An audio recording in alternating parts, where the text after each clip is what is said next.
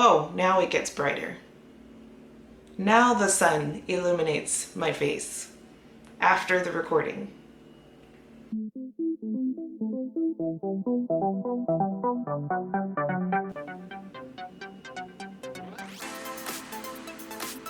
Hey, what's up everybody? Welcome back to my channel. I'm Leia and this is With Might and Main.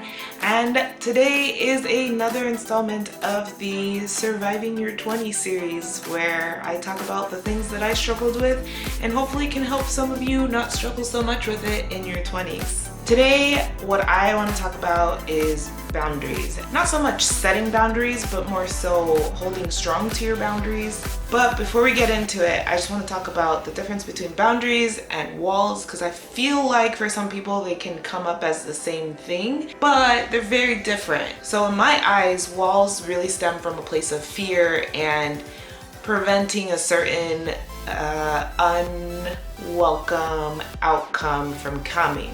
And boundaries are more of an informed decision about what a person needs and what a person wants. Now the difference between the two, besides what I've just named, is that walls keep everything out, even the good stuff, which is kind of sad and unfortunate.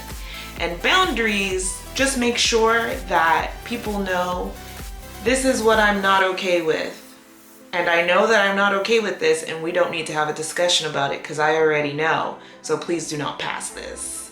So that's the difference. Walls are very much block everything. Boundaries regulate what comes into your life. So now that that's out of the way, I'm not going to talk about how to set healthy boundaries. I, for the most part, haven't struggled with deciding what my healthy boundaries look like.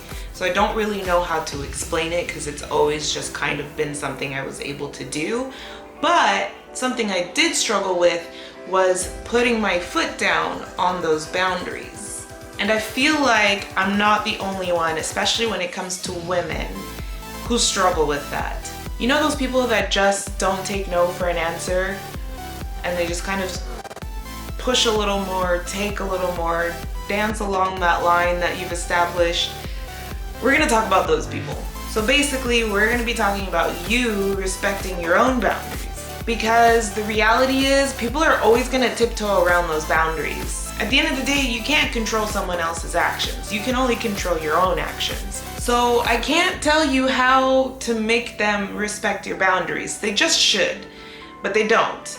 So what I can tell you is how to uphold yours and how to make sure that you're heard, so that someone gets the idea that you're not a person to take advantage of. You are your own best advocate. Let them know that your boundaries and what you've wished for is to be respected and that you're not going to tolerate them pushing that line that you've so clearly established.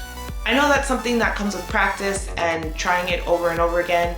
And I know a lot of us don't do it as often as we probably should because it can be conflictual. But here's the thing, you're not the one starting the conflict because you're just standing your ground. It's the person that's trying to push your boundary that's starting the conflict by not respecting what you've asked for.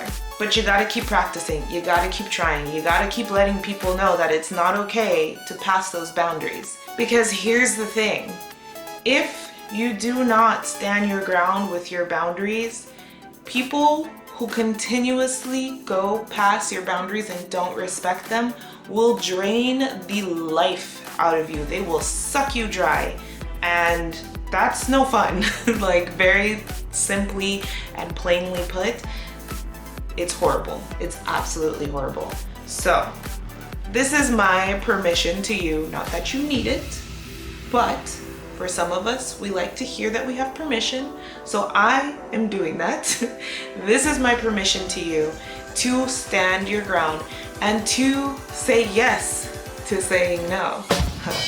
That's it. That's my message. Stand your ground, set your boundaries, whatever those boundaries are, and stand your ground when it comes time to defending them. All right, guys, thank you so much for listening. I hope that this has resonated with you or that you needed to hear it. And if you did, please like, comment, share, or subscribe, or all of the things that you feel called to do. And I will see you in the next video. Bye.